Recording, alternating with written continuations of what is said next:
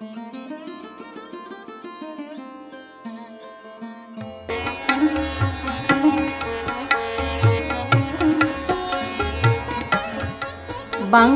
তাঁতের শাড়ি মানেই জাতীয় পুরস্কারপ্রাপ্ত তাঁত শিল্পী বীরেন কুমার বসাক।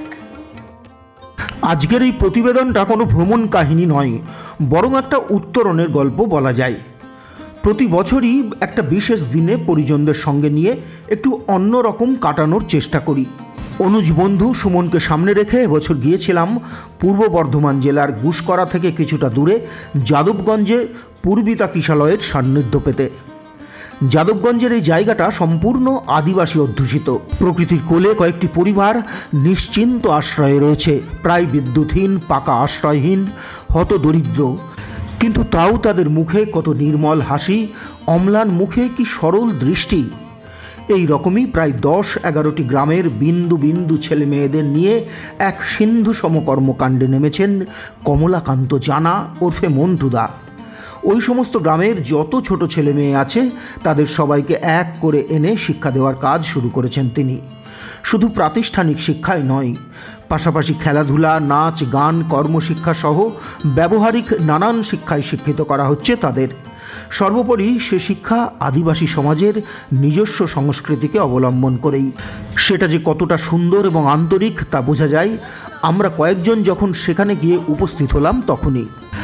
আমাদের সবাইকে নির্দিষ্ট আসনে বসিয়ে সামনে জল ভর্তি ফেরো রেখে ওদের প্রথা অনুযায়ী অভ্যর্থনা জানালো। 2 হাত পায়ের কাছে মাটি স্পর্শ করে মাথায় রাখলো, আর মন্টুদা নিজে হাতে করে এনে দিলেন লেমন গ্রাসের চা।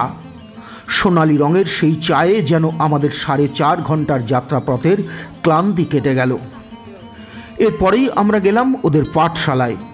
পাঠশালা মানে প্রথাগত কোনো বিদ্যালয় ভবন নয়, রবীন্দ্রনাথের সেই বর্ণনার মতোই সারি সারি তাল গাছে ঘেরা বাঁকা এক সরু গলি বাঁয়ে।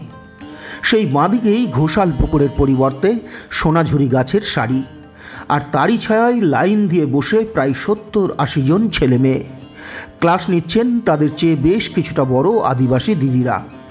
অনেকে আবার ছবিও আঁকছিল। পাশের জেলা বীরভূম, তার মাঝেই শান্তিনিকেতন।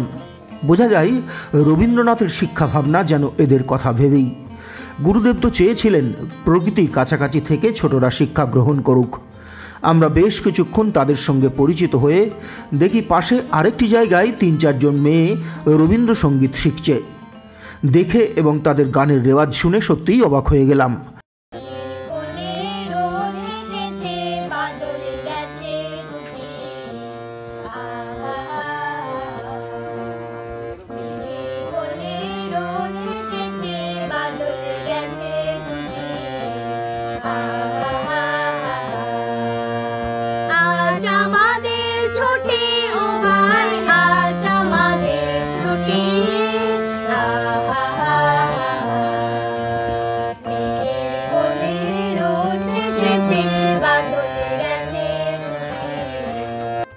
কত নিখুঁত তাদের বাংলা উচ্চারণ, অথচ তারা যখন নিজেদের মধ্যে কথা বলছে তখন একেবারে আদিবাসী ভাষায়, কিন্তু গানের কথা বা আমাদের সঙ্গে কথায় একেবারে টানহীন শুদ্ধ বাংলা। আরও অবাক হলাম, পরপর 2টি গান তারা গাইল, প্রথমে বাংলা এবং তারপর তাদের নিজস্ব ভাষায়। আমরা মোহিত হয়ে শুনছিলাম সেই গান। সেখান থেকে মন্টুদা আমাদের ঘুরে দেখালেন তার প্রকৃতির সাম্রাজ্য। সেখানে যে কত রকমের ফুল, ফল, সবজির গাছ তা বলে শেষ করা যাবে না। পাশে কয়েক একর জায়গা জুড়ে ধান ও অন্যান্য সবজির চাষ। আর যেটা বলা হয়নি সেটা হলো পূর্বিতার কথা। পূর্বিতা কিশালয়ের যে ভবন সেটিও দেখার মতো। শুরুতেই প্রাচীর জুড়ে খোদাই করা হাঁড়ির মধ্যে নানা রকম লতাগুল্ম। সিঁড়ি দিয়ে মেঝেতে দাঁড়াতেই ওপার থেকে গ্লাস পেইন্টিং ভেদ করে আসা সোনালি নরম আলোয় যেন আদুরে ভালোবাসা। সেখান দিয়ে সিঁড়ি ভেঙে নানান গাছ আর পেইন্টিং দেখতে দেখতে উঠে গেলাম ওপরে।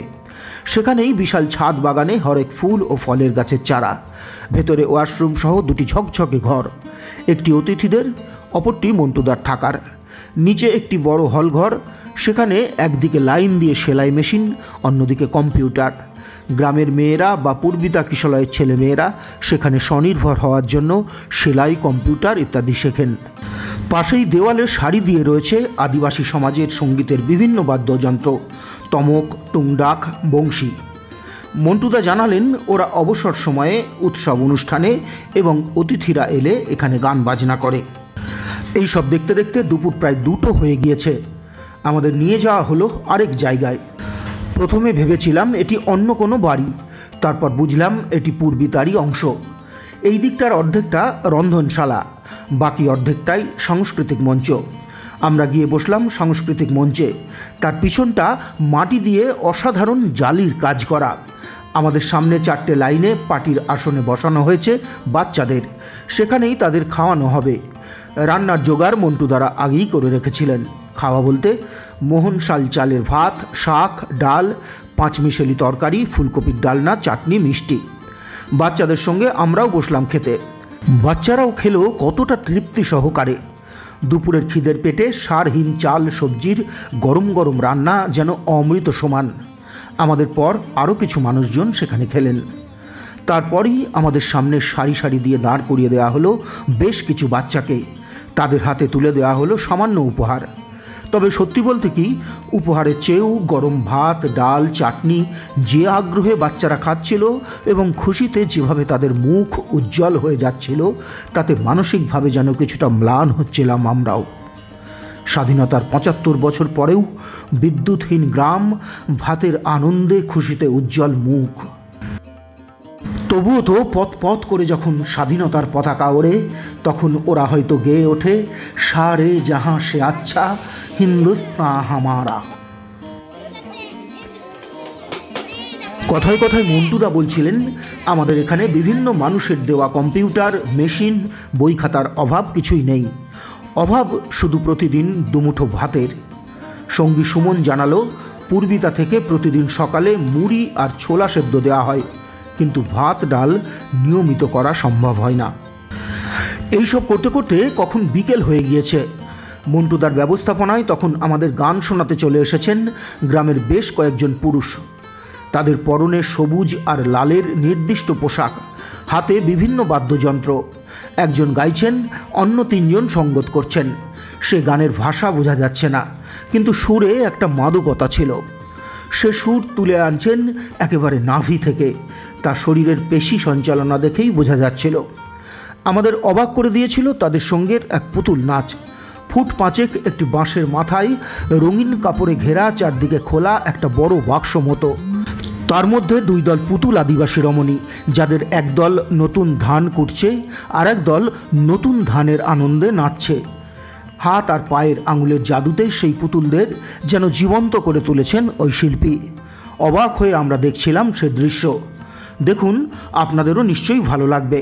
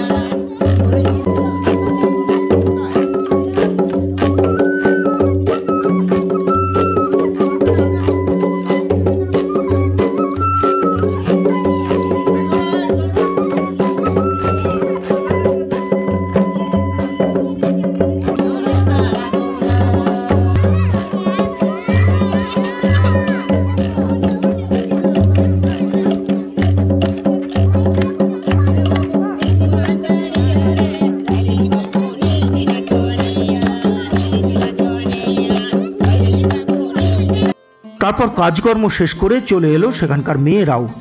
ওরাও সঙ্গীত ও যন্ত্রশিল্পীদের সঙ্গে তাল দিয়ে নাচ ধরল। প্রথমে একটি আদিবাসী সমাজের চলতি গান, তারপর একটি বিয়ের গান। আমরা সে নাচ দেখছিলাম প্রাণ ভরে।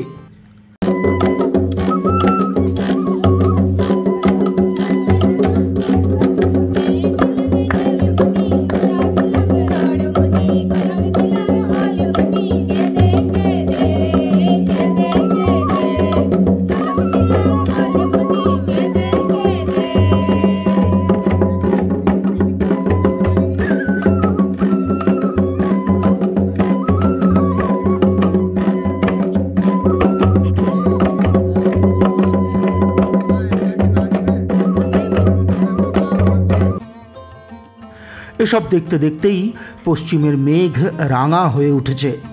ঘরে ফিরতে হবে আমাদের, এবার বিদায় নেবার পালা। স্বাভাবিকভাবেই কিছুটা ভারী হয়ে আসছে মন। এত সুন্দর পরিবেশ ছেড়ে চলে আসতে হবে। মন্টুদা বললেন, আবার আসবেন যখন মন চাইবে, এখানে থাকার ব্যবস্থা আছে। যারা তখনও সেখানে ছিল তারা একে একে সামনে এসে দাঁড়ালো। তবে সন্ধেই যেমন পাখিরা কুলায় ফিরে যায়, বেশিরভাগ বাচ্চারা তেমনি পশ্চিম আকাশকে পেছনে রেখে একে একে ফিরে গিয়েছে বাড়ির উদ্দেশ্যে। যায়নি রেশমা খাতুন, বয়স বছর 10, হাসি খুশি, বড় উজ্জ্বল মুখ। শুরু থেকে এক মুখ হাসি নিয়ে আমাদের সঙ্গ দিচ্ছিল। আমাদের গাড়ি যখন ছাড়ল, এক বান্ধবীকে পাশে নিয়ে সেই হাসি মুখেই হাত নেড়ে যাচ্ছিল রেশমা। ওর স্নিগ্ধ মুখের হাসিটা অবশ্য যেন কিছুটা ছোট হয়ে আসছিল। আর আমাদের সকলেরই গলা তখন হয়তো বা কিছুটা ধরে আসছিল। ভালো থাকিস রেশমা, ভালো থেকো পূর্বিতা।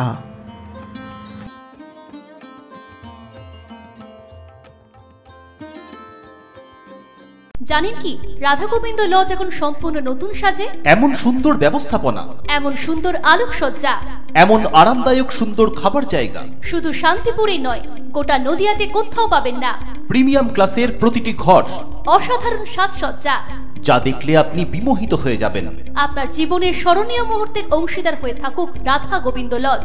যে কোনো সামাজিক অনুষ্ঠানে, জীবনের বন্ধনে আমরা আছি আপনার সঙ্গে। রাধা গোবিন্দ লজ, অদ্বৈত সড়ক, আগমেশ্বরী মন্দিরের সামনে, শান্তিপুর, নদিয়া। আরো জানতে যোগাযোগ নম্বর 8617421523 অথবা 9153191249। আপনার পারিবারিক শপিং এর সেরা ঠিকানা লোকনাথ শাড়ি সেন্টার। কি চাই এখানে? পুরুষ, মহিলা ও শিশুদের অফুরন্ত পোশাকের স্টক এখানে পাবেন ন্যায্য ও সুলভ মূল্যে। আমাদের নিত্য নতুন কালেকশন ও পোশাকের গুণমান বাকিদের থেকে তফাৎ করে দেয়। আমাদের ঠিকানা 35 রামপদ সরণি, নিউ সূত্রাগড় স্পোর্টিং ক্লাবের বিপরীত, সূত্রাগড়, শান্তিপুর, নদিয়া। ফোন 9851313734 অথবা 8906142021। Email gopalrai95@gmail.com।